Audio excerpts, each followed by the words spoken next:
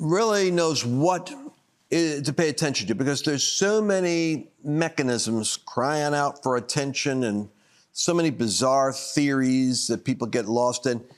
The real story happening right now is the government potential shutdown, the deadlock that's happening in Washington, because we have a $33 trillion debt. That debt, we just live with, we shrug our shoulders, because these special interests, big business and politicians could care less about the fact that that's the Titanic, that's the iceberg. The Titanic is the United States. We're heading into it. Now they've got $2 trillion more, not one, but $2 trillion a year. Shoulder shrug, so what, big deal. The whole world just had a meeting on how to create an alternative financial system in anticipation of the collapse of the dollar. And you're not aware of that. We're in a world where we're almost living in an unreal bubble. I want to burst the bubble today and tell you that you can prepare for this coming storm. There's ways to deal with it, and knowledge is power. My people are destroyed for lack of knowledge. That's one of the verses in the Bible. You need to be conversant on this. I'm going to be talking to Philip Patrick today. I bring him on periodically.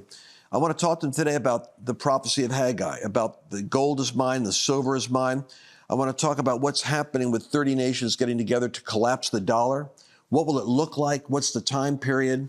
And what's the best way to prepare? This is an infinitely important subject. Today, I just realized that if America goes down, then the vaccine cards, the forced, the loss of currency, everything going digital, it accelerates that whole end time scenario. And I think that we can put brakes on what the enemy wants to do if we're informed. And I certainly want you prepared. Therefore, strap on your seatbelt, because we're going to jump right into Philip Patrick and discuss what's going on in the world of economics and how it's about to show up on your doorstep. Let's take it. Welcome to the Lance Wallnau Show. I want you to know I've just returned from the Middle East, and it's still there. The other big update that you need to know about is when I was out of town, evidently the whole government goes crazy, and it has to happen when I'm out of town. I want to cover the news while it's happening. The news cycle happens when I'm not there.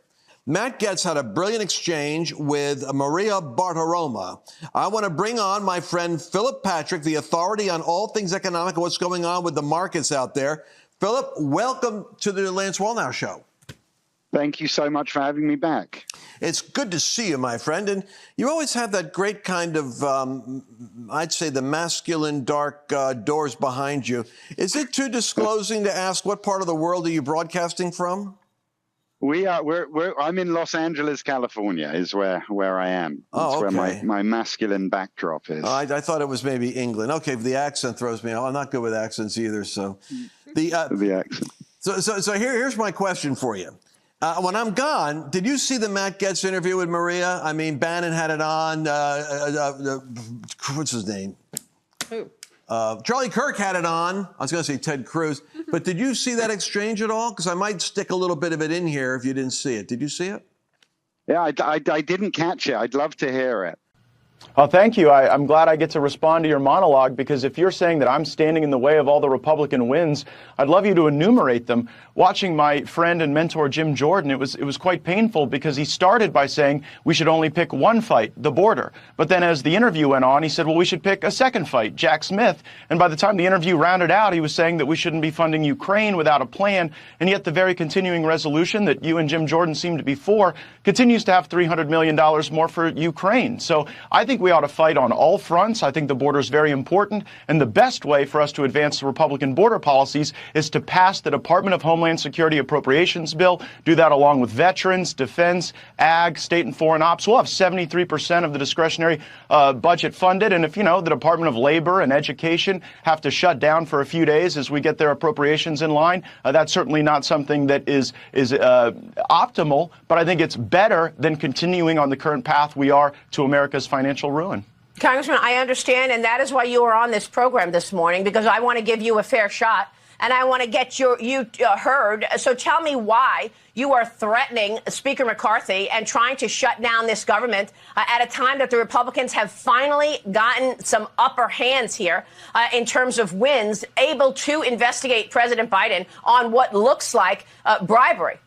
Yeah, we don't put our pencils down in the investigation of President Biden during a shutdown, so the premise is false. Second, if Kevin McCarthy was actually serious about pursuing the Bidens, he would have sent Hunter Biden a subpoena by now. That's how you know this is sort of failure theater that you're observing. During the first year of Democrat control of the Congress, they brought in Donald Trump Jr. 3 times over nothing. Over a nothing burger. And so we seem to be fundamentally unserious in our oversight. But what is serious is the fact that we are spending more than $7 trillion a year, bringing in around $5 trillion a year. And I want to fund the government. I'm not pro-shutdown, but the way to fund the government is not the same way we've been doing it since the mid-90s, where it's one up or down vote on the entire government all at once. We should have separate single subject spending bills. Kevin McCarthy promised that in January. He is in breach of that promise. So I'm not here to hold the government hostage. I'm here to hold Kevin McCarthy to his word. I turn it over to you, Philip. Is he overstating the case? Because he's the only guy out there that seems to sound like he's got his head screwed on right.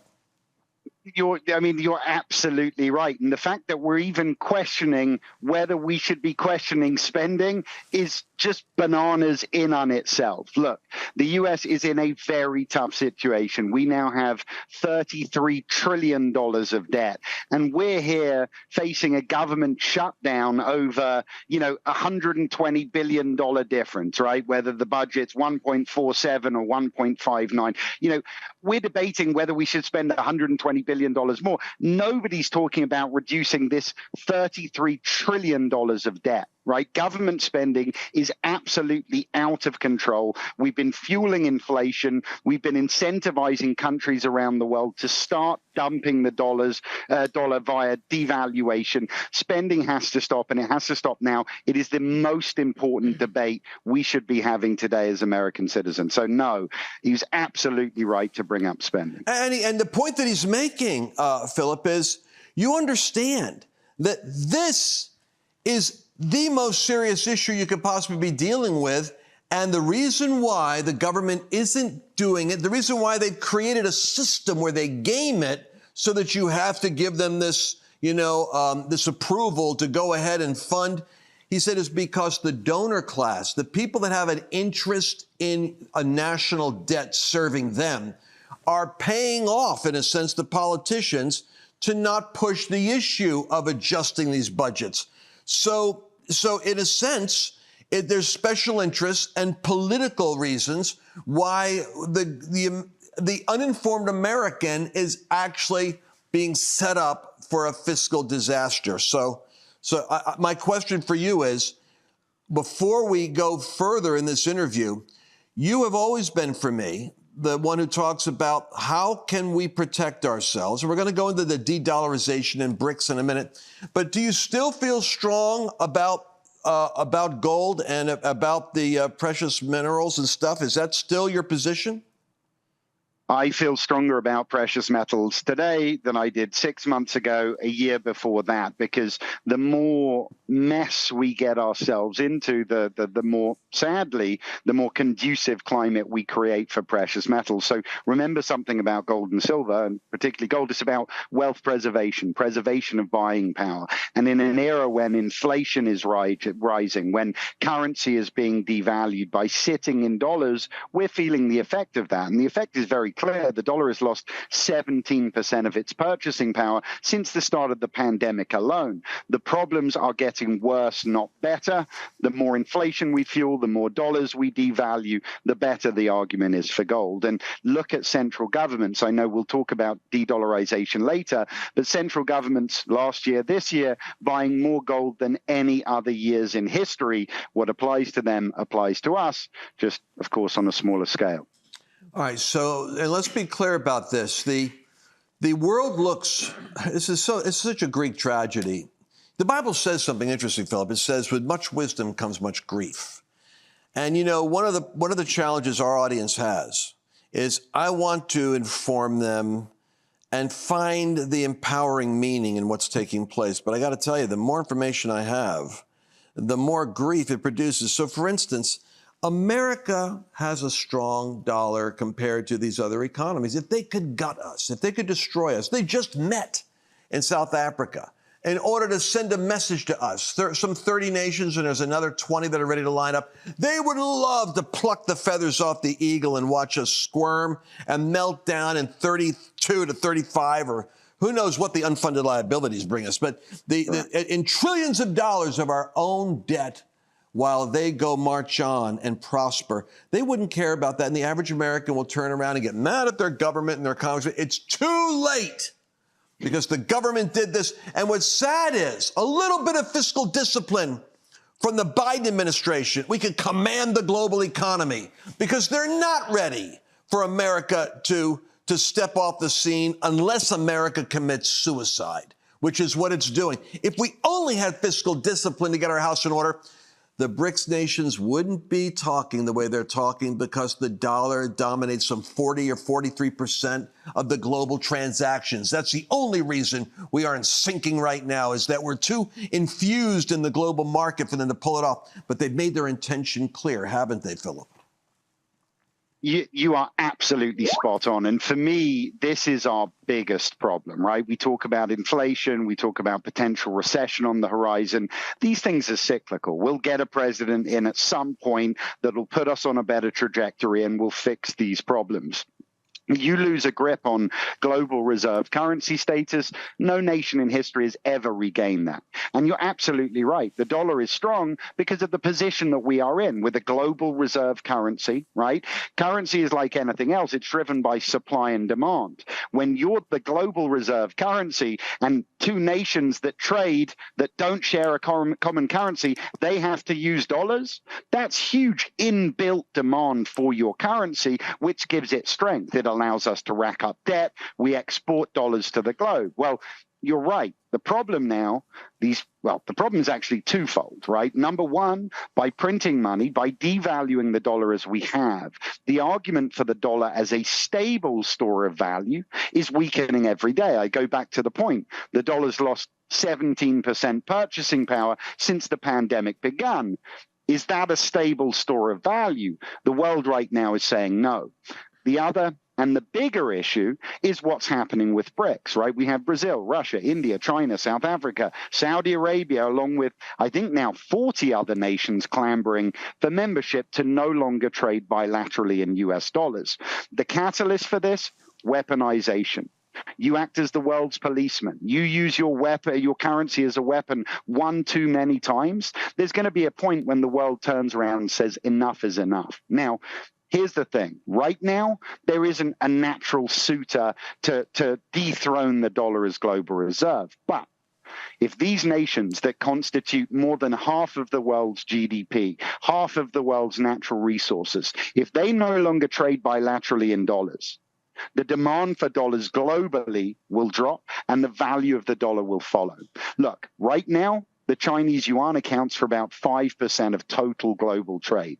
If this alliance pushes that number up, either the yuan or the rupee or this BRICS currency, to 20, 30, 40% of global trade, the dollar cannot come back from that. Look, this is not a new concept. This is how empires have failed throughout history. We knew in the 70s, when Nixon took us off the gold standard, governments around the world knew how it would end. They said to the US, what's going to prevent you printing money, devaluing the currency? The response at the time from John Connolly was famous. He said, listen, the US dollar is our currency, but it's your problem. And the reality is, in 1971, what was anyone going to say about it? Nothing. 60 years down the line, like I said, the dollar's argument as a stable store is weakening, and the world has had enough of us using our currency as a weapon. And the concern is once they start that train, there is no stopping it. So the BRICS alliance, the global drop in demand for dollars, that is our biggest problem as a nation. Yeah, and there's so many windows opening up for me as you're saying this, because what the average American doesn't realize is you out there This portion is too hot to handle for social media. Go to lancewallnau.com/podcast to listen to the entire show. I mean, it feels like it's heading in that direction. The government are trying to become more and more involved in every aspect of our life, to the economics, to healthcare, to what we believe, what we spend our money on. You know, digital currencies, for me, suit today's government's interest, right? They're interested in big government, huge control. So it's very, very concerning. We look at how things like social credit scores are used in China. You know, if that happens here in the US, we've got a big problem. But that is not a world that I want to have anything to do with. It sounds like a frightening dystopian future, but it feels like the direction they're pushing us. But I think it's down to the American people to say, no, we're not going to go down that route, and elect people that represent our interests. So I think 2024 is going to be a very, very important election. And I think we've got a lot of work to do economically. But my concern is this: is it too late now? Has Biden, and like I said before, this is where one presidential term becomes very, very dangerous, because if you make too many mistakes and we start that train, it's very, very difficult to stop. Russia and China never enjoyed the dominance of the US dollar, but to change the system requires huge upheaval, economic hardship, and I don't think they had the catalyst to do it up until now. So I'm getting really concerned with our future. So therefore, what should we be doing? And this is where you come in, because your message has been consistent.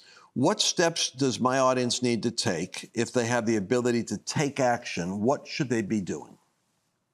Look, I mean, education is the most important thing. I say it all the time, but when we understand what the problems are, the solutions start to become much more simple. But I think, just to summarize, everybody needs to hedge exposure, and that means exposure to currency and exposure to the dollar. And precious metals in climates like this, they work incredibly well, because the same problems that we're talking about, they drive safe haven commodities like gold and silver up, right? Look at central governments last year. We talked about de-dollarization.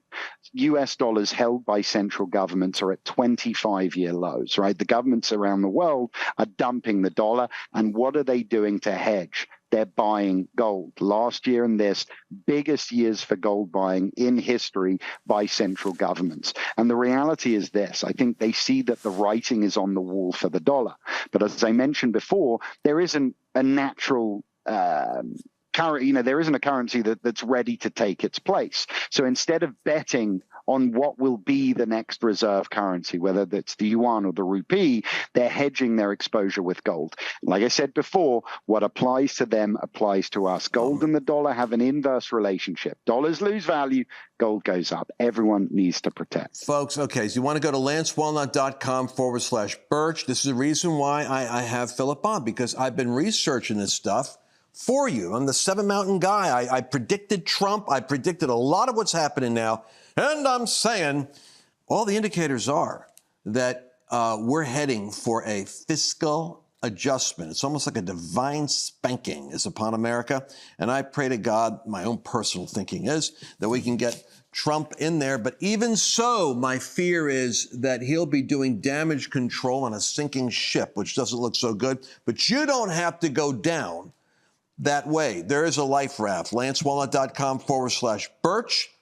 And you can have even your gold IRA. You can get your IRA, your retirement account. Now, seriously, now, not later, now, go to that site and download the report and take a look at it, because you can put your IRA into gold, in which case, if the dollar indeed continues to burn up in a dumpster fire, the value of your retirement actually is stabilized. It's stronger than if you got it tied up in paper assets. And that's the call to action. I want to ask you something, Philip. We don't talk a lot about silver. The other day, I listened to somebody, and now I'm interested in it, because I've got my verse over here in the Bible that I always go to, that Cyrus comes into office, and I wrote a whole book predicting that God would start to bring outsiders into politics. And I saw it with Bolsonaro, and I see it with Trump. Outsiders for the sake of his own agenda and his own people. And one of the prophets that followed Cyrus said to the Jewish people, the silver is mine and the gold is mine, but you better be working on the project that's mine. And so I teach on what kind of projects Christians should be engaged in to save civilization in their own nations. But the silver is mentioned there, and I always talk gold with you, and everybody else talks gold. But silver has a kind of a cycle to it, and they're telling me, oh, it's not that good an investment. But listen, silver has a different utility, I think, than gold, in that it's so much a part of the economy in terms of the technology, that I see silver as being part of the future, even though cyclically it may not be up now. It might be a long-term play for people who are thinking long-term. What are your thoughts on silver? Educate us on that. You are absolutely spot on, and I'm glad you used the word long-term play as well. So for me, silver is really attractive today, but for very different reasons. So gold, we talk about, it's our wealth preserver, it's our currency hedge. It's about making sure we can buy the same amount of loaves, in 10 or 20 years of bread than we can today. Gold is all about preservation. Silver, though, very useful. Now, silver's attractive today for a couple of reasons. The most attractive thing about it for me is the price. It's really undervalued. For some context, post-1970s, gold and silver traded about a 40-to-1 ratio. So gold roughly 40 times the price of silver. Today, they're over 80-to-1. So silver's really cheap. On top of that, industrial demand for silver is growing. Right? It's used a lot in electronics. Its use in electronics has doubled over the last 15 years. Solar technology, electric cars, both heavily reliant on silver. So we've been seeing demand rising, supply shrinking because we consume so much silver every year, and prices are really cheap. So for me, silver is, as you use the word, that longer term growth play. Gold is our more defensive or shorter term preservation play. Both good, just different.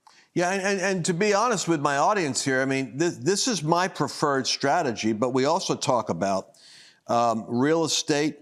It requires real intelligence to know where to go, because the real estate bubble is about to burst and there's a lot of adjustment. But still, I've got friends of mine that own like 5 properties that because they know where to go. And so I teach our people that you want to have a diversified portfolio. You don't want to just be all in one basket over here. I believe silver.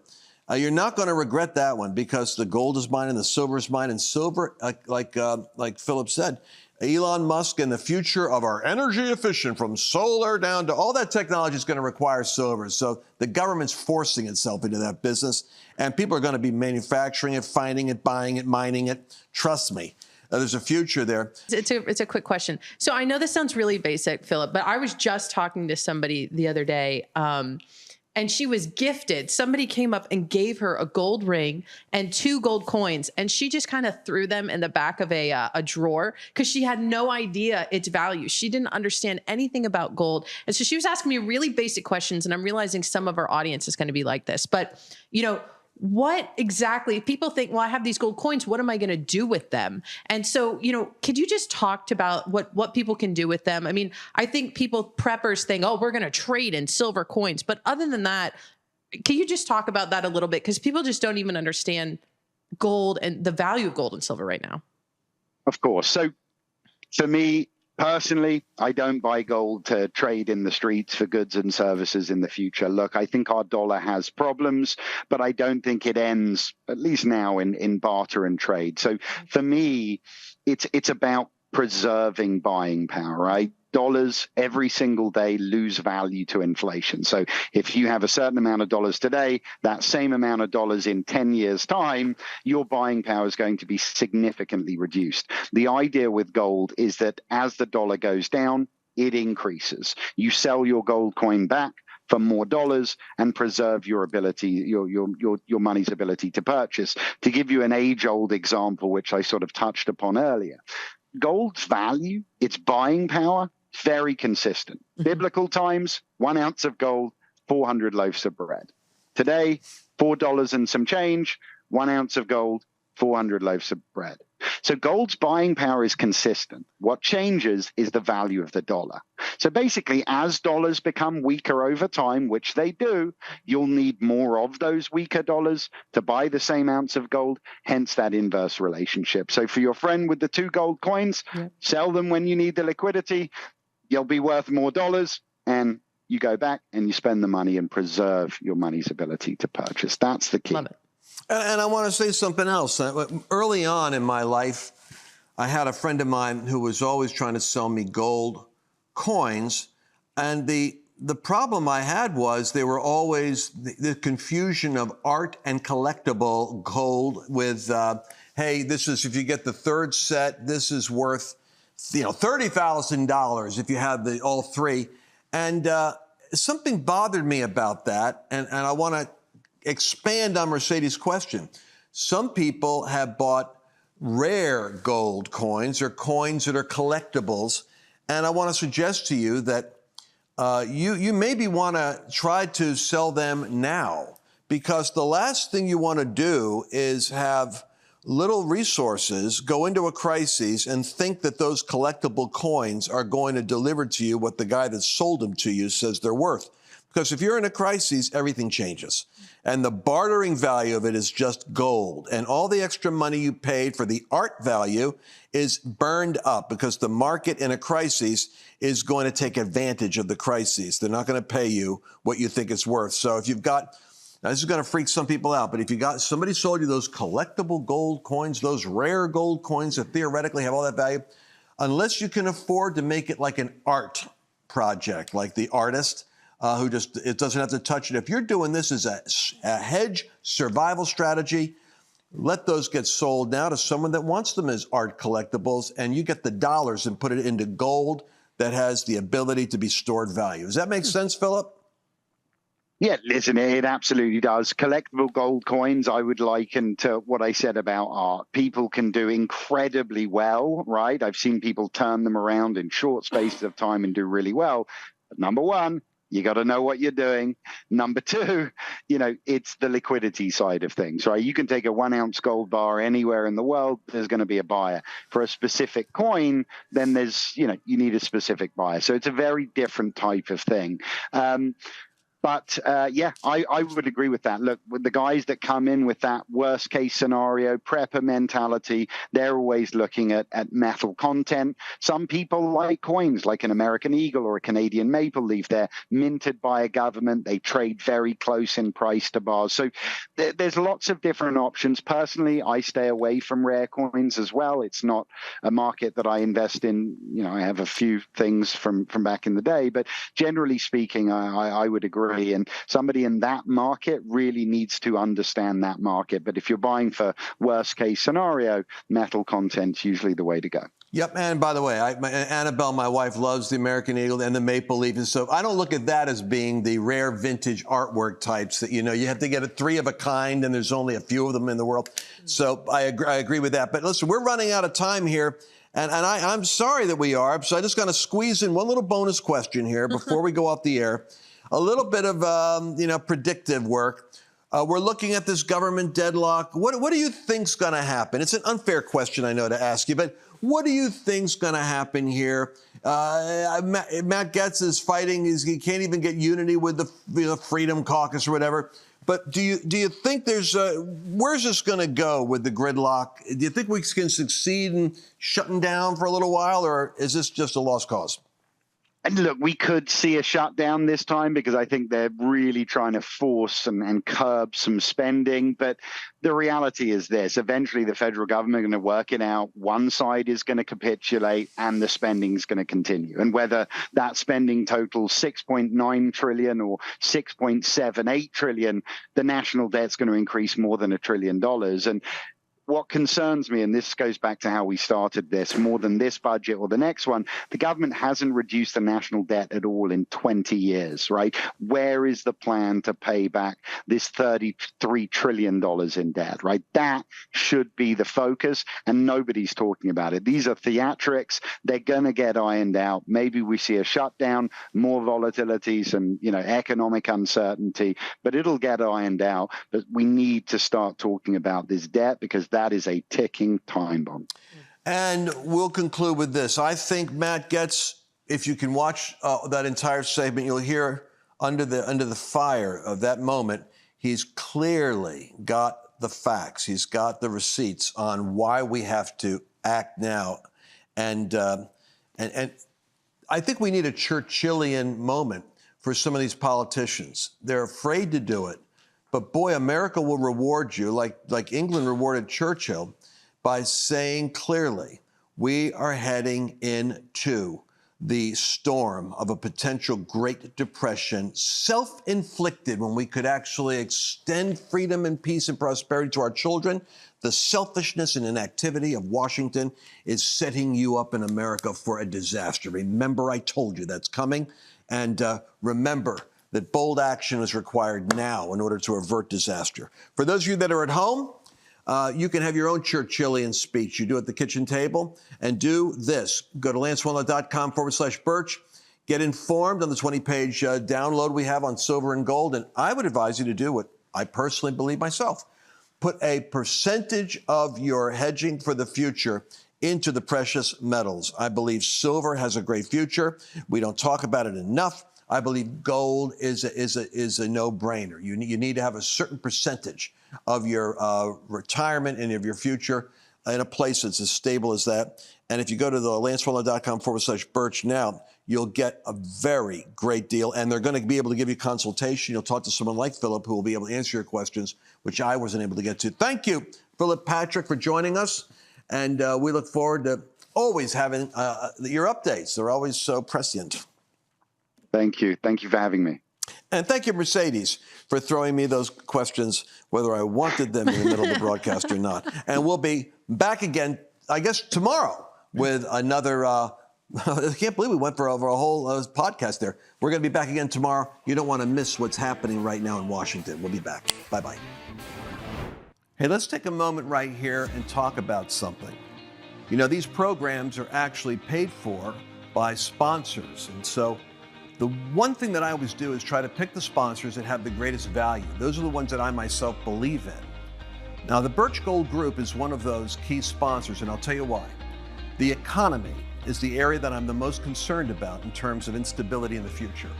Do you know that right now, China and Russia and India is meeting with Saudi Arabians and South Africans to create an alternative economy, to basically crush the dollar? This is going to have a massive effect on the stock market, on real estate. It'll be a real shaking. But you don't have to be shaken, because there's a way you can protect your retirement, your 401ks, your IRAs, by connecting them in with gold. Gold is unique in history in that it's a place of stored value. In fact, those BRICS nations of Brazil and Russia, India and China, they're going to be backing themselves with, guess what? Gold. So be smart. I want you to go to lancewallnau.com/Birch and get a free information kit. Get knowledge, act quickly, don't wait. And they're going to be able to help you make a great decision on what to do. Remember, that information is free with no strings attached. Do it now, lancewallnau.com/Birch.